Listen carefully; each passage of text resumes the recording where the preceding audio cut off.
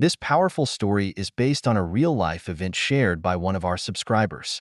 To protect their privacy, names and the company have been changed. During an office party, a group of colleagues openly mocked a black man's dark skin, turning laughter into cruelty. But what he did next left the entire room in stunned silence. Stay with us to witness an unforgettable lesson in resilience, respect, and standing up against prejudice. Watch until the end. The final moments of this story will leave you speechless. And while you're here, let us know where you're watching from. The annual holiday party at Riverside Consulting Group was known for its extravagance. The ballroom of a luxury hotel was filled with sparkling lights, a towering Christmas tree, and tables adorned with elegant centerpieces. Employees mingled in cocktail attire, sipping champagne and enjoying the festive atmosphere.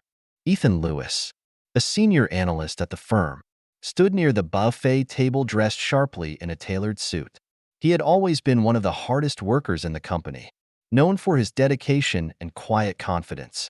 Despite his professionalism, Ethan often felt the sting of being othered in a predominantly white workplace. Small comments about his appearance or tone of voice had peppered his experience over the years. But tonight, he tried to let himself enjoy the celebration. As Ethan filled his plate, a group of coworkers standing nearby began whispering and glancing his way. One of them, Brian Thompson, a mid-level manager with a loud personality, smirked and nudged another colleague, pointing subtly at Ethan. "Man, I think the lights in here are dimmer when he stands under them," Brian joked, chuckling. The group laughed nervously, some glancing at Ethan to see if he'd overheard. One woman in the group, Laura Miller, added, "Bet he doesn't even need a costume for Halloween, just steps outside and disappears." The laughter grew louder, emboldened by Laura's comment. Ethan froze for a moment, the words cutting through the festive atmosphere like a sharp blade. His stomach tightened, but he pretended not to hear, focusing instead on his plate. Ethan moved to a quieter corner of the room, trying to push the comments aside. "Let it go," he told himself. "It's not worth ruining the night over this." But the laughter from the group continued, growing louder as their jokes became more pointed. Another voice chimed in. "You think he leaves fingerprints or just oil stains?" The group erupted in laughter again, this time drawing the attention of others nearby. Ethan clenched his fists, debating whether to confront them. Years of navigating subtle and overt racism had taught him to pick his battles carefully. "Don't give them the satisfaction," he thought. But as the laughter continued, he realized this wasn't just about him. It was about setting an example for others who might face the same disrespect. Ethan stepped away from the group, his heart pounding as he replayed their words. Each comment echoed in his mind, making it impossible to ignore. He glanced around the room and noticed the reactions of others. Some exchanged awkward glances, while others sipped their drinks, pretending not to hear. Their silence stung almost as much as the cruel laughter. He took a deep breath, trying to steady himself. "Let it go," he thought at first. "Don't make a scene." It was a mantra he'd learned to live by in spaces where he often stood out, where speaking up risked being labeled difficult or overly sensitive. But this time felt different. Ethan thought back to the long hours he'd spent earning his place at Riverside Consulting, often being the first to arrive and the last to leave. He thought about the obstacles he'd overcome, the extra effort required to prove himself in a workplace where he was often underestimated. "Why should I have to stay silent to make others comfortable?" he wondered. Looking at the group again, he noticed their carefree smiles, oblivious to the weight of their words. Their laughter wasn't just about him. It was about perpetuating a toxic mindset that made others feel smaller.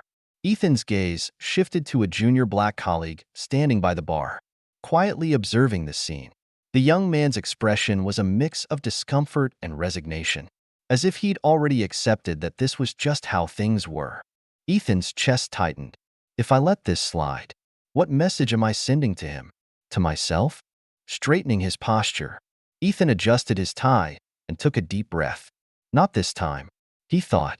They need to understand the impact of their actions, not just on me, but on everyone in this room. With a renewed sense of purpose, Ethan turned and walked toward the group, his steps firm and deliberate. This wasn't just about responding to their insults. It was about setting a standard for respect and accountability. The group's laughter died down as Ethan approached. His calm, confident presence caught them off guard. "I couldn't help but overhear," Ethan began, his voice steady but firm. "It sounds like you're having a great time at my expense." Brian chuckled nervously. "Oh, come on, man. We're just joking. Don't take it so seriously." Ethan smiled faintly, his tone calm but unyielding. "A joke?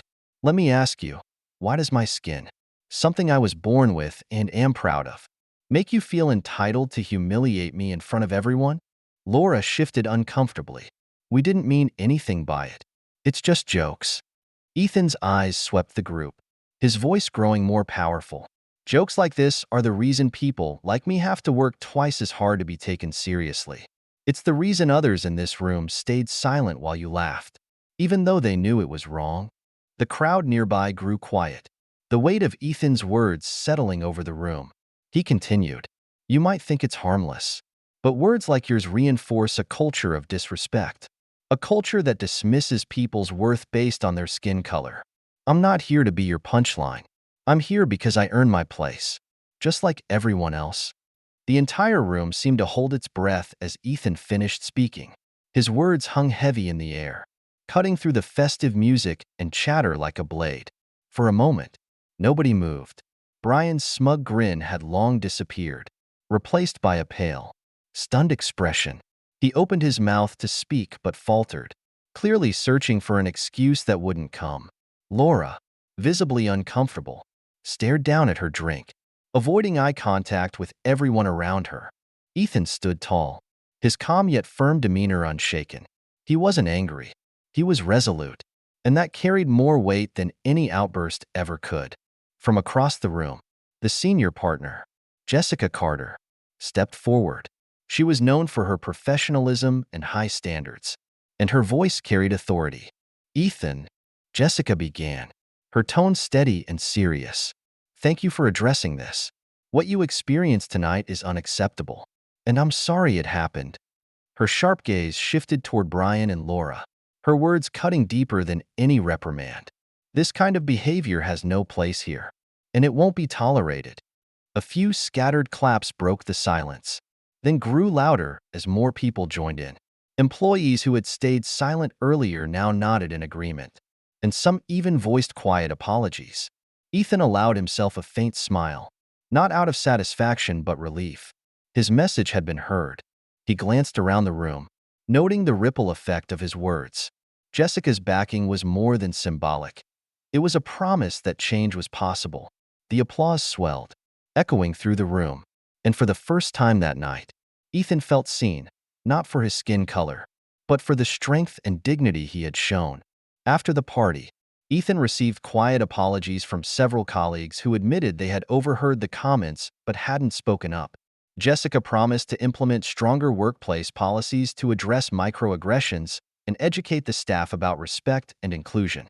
Brian and Laura, visibly humbled, avoided Ethan for the rest of the evening. Their behavior didn't go unnoticed, and they faced formal consequences in the following weeks. As Ethan left the party, he felt a sense of pride, not just for standing up for himself, but for planting a seed of change in the company's culture. Sometimes you have to speak your truth, he thought, and let the rest fall into place. Subscribe now for more stories that challenge prejudice and inspire change. Have you ever witnessed or experienced a similar moment? Share your story in the comments or email us at the address in the description. We'd love to tell your story.